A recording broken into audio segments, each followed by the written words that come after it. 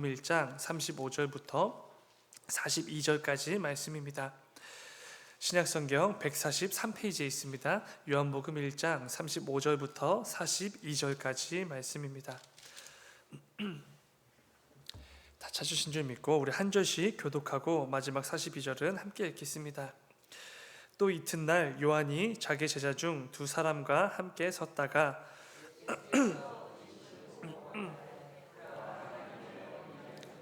두 제자가 그의 말을 듣고 예수를 따르거늘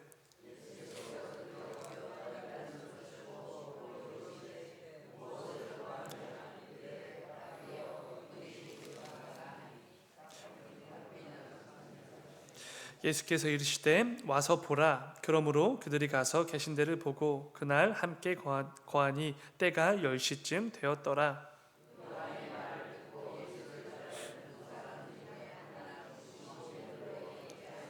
그가 먼저 자기의 형제 시몬을 찾아 말하되 우리가 메시아를 만났다 하고, 메시아는 번역하면 그리스도라.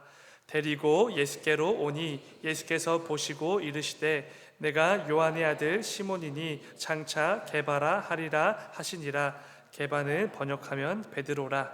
아멘. 아멘. 잠시 기도하겠습니다. 사랑하는 주님, 아버지, 오늘도 주님께서 허락해 주신 복된 하루의 삶의 자리로 나아가기 전에 또 예배로 하루를 열게 하시니 주여 진정으로 감사를 드립니다. 아버지, 오늘 하루를 또 열심히 또 분주하게 살아낼 우리 모든 성도들이 무엇보다 이 예배를 통하여서 말씀과 찬양과 그 기도의 시간을 통하여서 내 삶에 심겨두신 하나님 아버지의 마음과 뜻을 깨닫는 귀하고 복된 이 예배의 시간 될 수 있도록 아버지 인도하여 주시옵소서. 아버지, 또 담임 목사님 또 특별 새벽 기도의 준비로 또 필리핀 선교지 방문차 오늘 떠나시게 됩니다. 아버지, 무엇보다 그 먼 길 오가는 가운데 함께 해주시고 늘 안전하게 인도하여 주셔서 하나님께서 허락해 주신 그 육체의 강건함을 힘입어서 또 주어진 또 맡겨진 또 감당하셔야 될 그 모든 일들 잘 감당하실 수 있도록 아버지 인도하여 주시옵소서.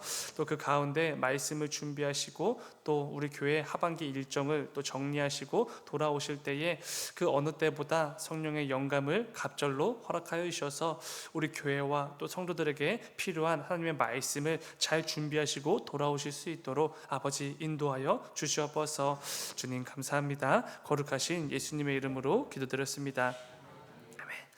여러분, 담임 목사님 지금 아마 공항으로 가고 계실 것 같은데요. 오늘 출발하셔서 10월 10일 목요일까지 약 한 2주 동안 또 출타하시게 됩니다. 그래서 가서서 특별 새벽 기도회 준비하시고 또 남은 하반기 일정들 잘 정리하고 돌아오실 수 있도록 함께 기도해 주시기 바랍니다. 그리고 무엇보다 먼 길 오가는 길 안전으로 하나님께서 지켜달라고 꼭 함께 기도해 주시기 바랍니다. 오늘 함께 읽은 말씀을 가지고 예수님을 드러내는 삶, 이런 제목으로 함께 말씀을 나누도록 하겠습니다. 제가 기독교 대학교를 다니다 보니까 일주일에 2번씩 채플을 드렸습니다. 근데 채플 때 어떤 일들이 많이 있냐면은 하나님께 많은 은혜를 받으신 분들이 오셔서 간증을 하는 경우들이 많이 있었습니다. 그래서 보통 한 달에 한 2번 정도는 이 간증하러 오시는 분들이 오셨던 것 같습니다. 하나님께서 내 삶을 어떻게 인도하셨는지, 내 삶 가운데 어떤 복을 내려주시고 때를 따라 돕는 은혜를 어떤 방식으로 허락해 주셨는지 이 간증을 통해 함께 나누는 그 시간들이 한 달에 1번, 2번 정도는 늘 있었던 것 같습니다. 그런데 너무 많은 간증을 듣다 보니까 한 가지 분별력이 생기게 되었는데요. 그건 다른 게 아니라 지금 이분이 하시는 간증이 누구를 위한 간증인지가 분별이 되기 시작하는 것입니다.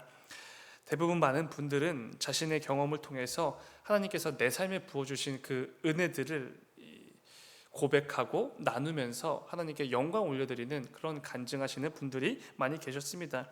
그런데 안타깝지만 꽤 적지 않은 분들 중에는 이 간증을 통해 하나님이 아니라 자신을 드러내고자 하시는 분들도 분명 있었다는 것입니다. 이 간증이라는 것 자체가 하나님께서 내게 주신 어떤 그 종교적 체험을 통해서 하나님을 증거하는 일, 이게 바로 간증이지 않습니까? 하나님께서 내게 허락해 주신 그 수많은 은혜들, 경험들, 체험들을 토대로 하나님이 정말로 살아계시다는 것을 간증하고 증거하고 선포하는 거, 그게 바로 간증이지요. 그렇기에 필연적으로 이 간증은 반드시 하나님의 영광이라는 목적으로 준비되고 선포돼야 된다는 것입니다. 만일 그 간증의 결과나 목적이 하나님의 영광이 아니라 다른 곳에 있다면 애초에 그것은 간증이 될 수가 없는 것이죠. 종종 자신이 성공한 것과 자신이 누리고 있는 것들만 실컷 말씀을 하시다 돌아가시는 경우들이 종종 있었습니다. 그러한 점에서 이 성도의 간증은 반드시 하나님의 살아계심을 드러내고 예수님의 사랑이 얼마나 풍성한지를 증거하는 것에 그 목적을 두어야 된다는 것입니다. 중요한 것은 하나님께서 저와 여러분들에게 허락해 주신 이 삶의 목적도 마찬가지라는 것이죠. 간증이 오직 하나님의 살아계심을 드러내고 예수님의 사랑을 증거하는 것에 그 목적을 두는 것처럼 우리 성도들의 삶 역시 그 목적이 동일하다는 것입니다. 성도는 자신의 삶을 통해 하나님을 드러내야 되는 것이고 예수님의 사랑이 얼마나 놀랍고 풍성한 사랑인지를 증거할 수 있어야 된다는 것이죠. 만일 내 삶이 하나님을 드러내는 삶도 아니고 예수님을 드러내는 삶도 아니라 단지 나를 드러내고 나를 위한 삶이 이어지고 있다면 그것은 하나님께서 허락해 주신 성도의 삶이 아닐 수도 있다는 것입니다. 오늘 새벽에는 이 부분을 좀 함께 나누어 보려고 합니다. 특별히 세례 요한이 이 땅에서 그 공생의 사역을 감당할 때에 어떤 모습과 어떤 마음의 중심을 가지고 감당했는지를 좀 함께 살펴보려고 합니다. 오늘 본문은 세례 요한 입장에선 참으로 민망한 상황이다 이렇게 말할 수 있을 것 같습니다. 먼저 오늘 본문 35절과 36절입니다. 또 이튿날 요한이 자기 제자 중 두 사람과 함께 섰다가 예수께서 거니심을 보고 말하되 보라 하나님의 어린 양 이로다. 아멘. 사실 요한의 삶은 공생의 사역은 이게 전부였습니다. 우리의 구주가 되시는 분이 바로 저기 계신 저 예수 그리스도시다. 이것을 늘 선포하는 삶, 그게 바로 세례 요한의 사역이었죠.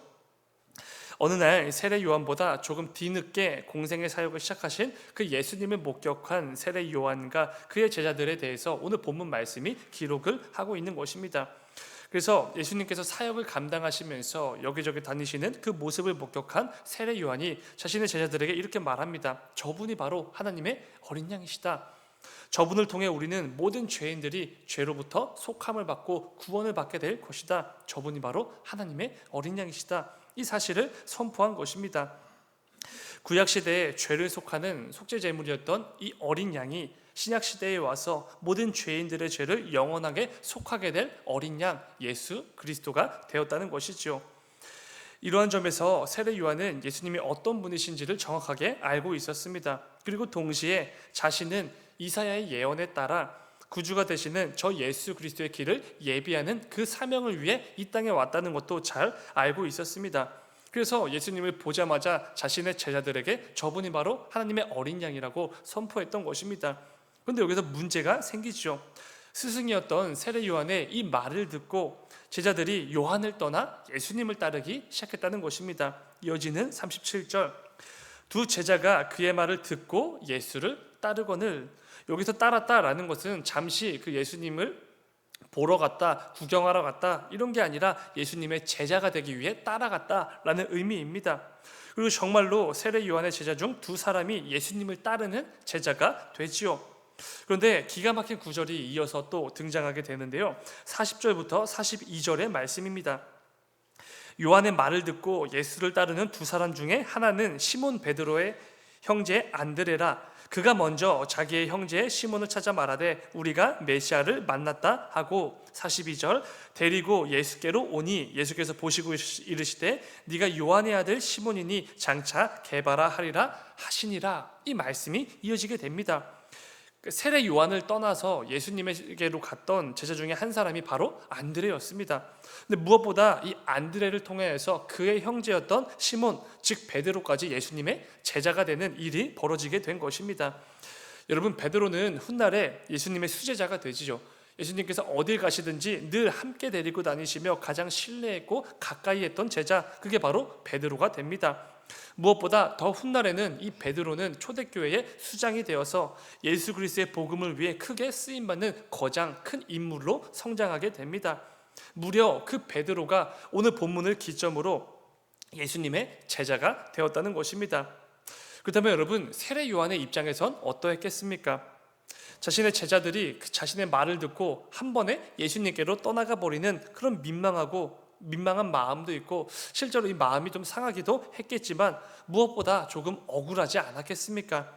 지금까지 자신이 열심히 케어했고 가르쳤던 이 제자 안드레가 한순간에 예수님의 제자가 되어버리고, 심지어 그 위대한 사도로 성장하는 베드로까지 덩달아 함께 예수님의 제자가 된 것입니다. 안드레가 요한을 떠나지 않고 계속 이 세례 요한의 제자로 남아 있었다면 어쩌면 이 베드로 역시 세례 요한의 제자가 되었을지도 모르죠. 오늘 본문은 사실 세례 요한 입장에서 보게 되어지면 참으로 민망하고 마음이 상하기도 하고 너무나 억울하기도 한 그런 안타까운 상황인 것입니다. 그런데 이것은 우리가 어제 새벽 잠시 나누었지만 어디까지나 우리의 생각이죠. 놀랍게도 그 실제 당사자였던 세례 요한은 전혀 그렇게 생각하지 않았다는 것입니다. 사람의 생각으로 보면, 세상의 방식과 가치로 보면 충분히 그렇게 억울하고 안타까운 상황이었지만 세례 요한은 조금도 그렇게 여기지 않았다는 것이죠. 뒤에 이어지는 요한복음 3장으로 가시면은 이런 말씀이 담겨져 있습니다. 그 당시 예수님께서 자신을 따르는 제자들과 유대 지역을 중심으로 이 사역을 하시면서 사람들에게 세례를 베풀고 계셨습니다. 그런데 동시에 그 근처에서 세례 요한 역시 제자들과 함께 세례를 베푸는 사역을 감당하고 있었죠. 그런데 문제는 많은 사람들이 세례 요한에게 와서 세례를 받는 게 아니라 예수님께로 몰려가서 예수님께 세례를 받기 시작했다는 것입니다. 그래서 요한의 제자들이 급하게 요한에게 다가와 묻습니다. 아니, 정말 많은 사람들이 우리를 떠나서 다 저기 있는 예수에게로 가서 세례를 받고 있습니다. 이거 어떡합니까? 라고 질문을 하지요. 요한의 제자들 입장에서는 자신들의 입지가 줄고 이 세력이 주는 것을 걱정했을 것입니다. 세례 요한의 제자들이기 때문에 당연히 이런 다급함 있을만 하지요. 그런데 이러한 제자들의 물음에 세례 요한은 이렇게 대답합니다. 그 유명한 요한복음 3장 29절과 30절이죠. 우리 같이 읽어볼까요? 시작. 신부를 취하는 자는 신랑이나 서서 신랑의 음성을 듣는 친구가 크게 기뻐하나니 나는 이러한 기쁨으로 충만하였노라. 30절. 그는 흥하여야 하겠고 나는 쇠하여야 하리라 하니라. 아멘. 참으로 놀라운 고백이죠.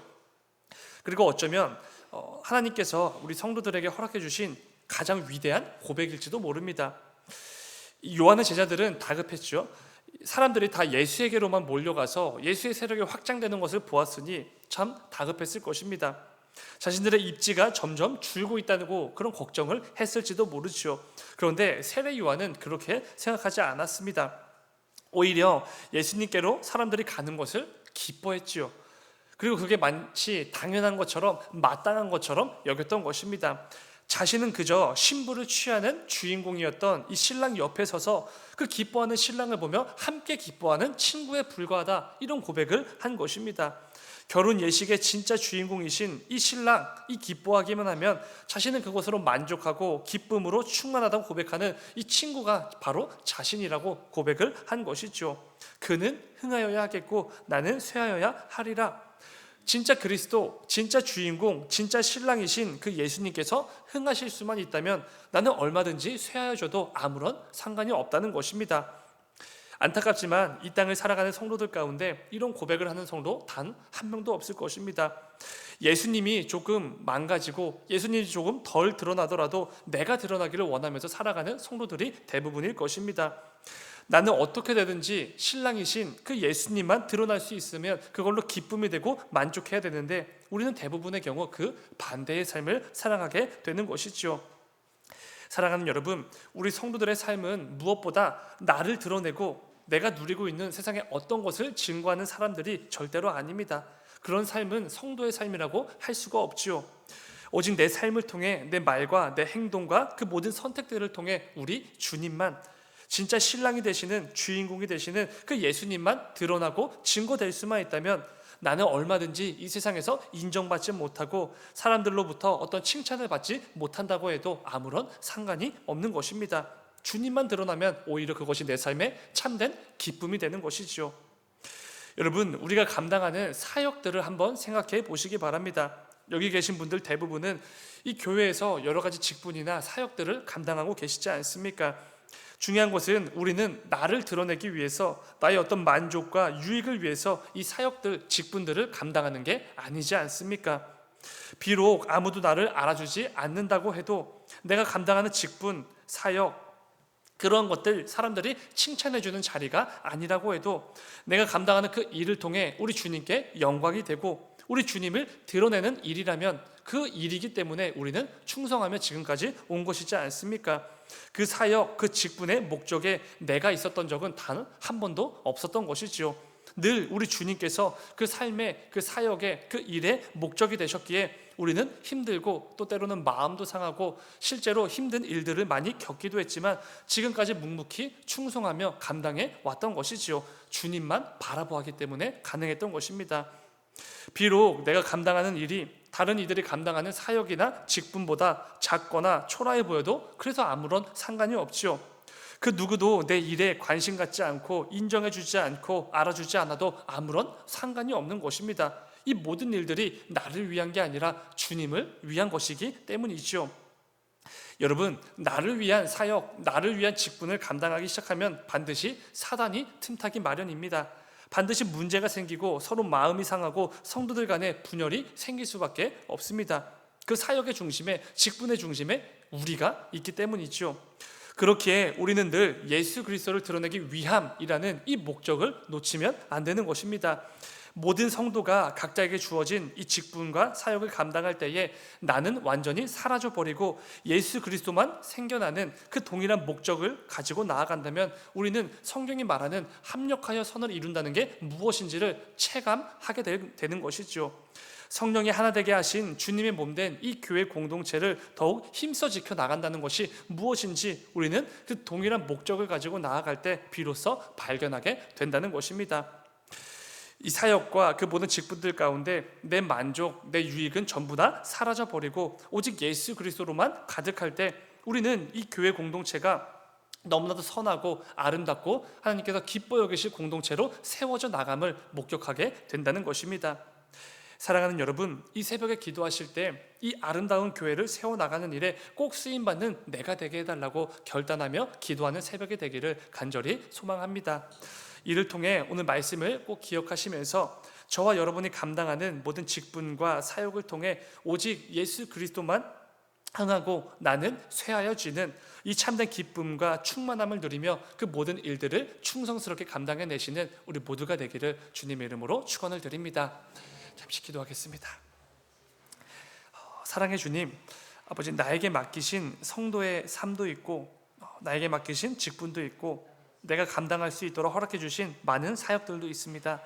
아버지, 그 모든 것들 내가 충성스럽게 감당할 때에 무엇보다 그 중심에 나는 사라지고 나의 유익과 나의 만족은 사라지고 오직 예수 그리스도만 드러나고 우리 주님의 그 영광만을 위한 그 목적이 그 중심에 있을 수 있도록 아버지 인도하여 주시옵소서.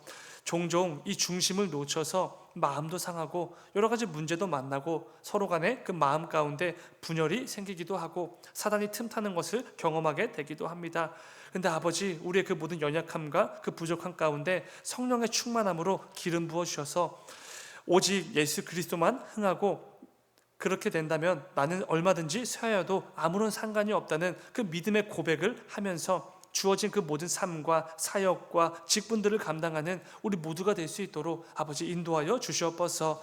이를 통해 우리에게 맡겨진 주님의 몸된 이 교회 공동체가 예수 그리스도라는 동일한 목적을 바라보며 나아가는 우리 성도들로 가득하여 주셔서 더욱더 하나님께서 기뻐 여기시고 아름다운 공동체로 세워져 나갈 수 있는 거 꼭 목격하는 우리 모두가 될 수 있도록 아버지 인도하여 주시옵소서. 주님 감사합니다. 거룩하신 예수님의 이름으로 기도드렸습니다. 아멘. 아멘. 너희는 이렇게 기도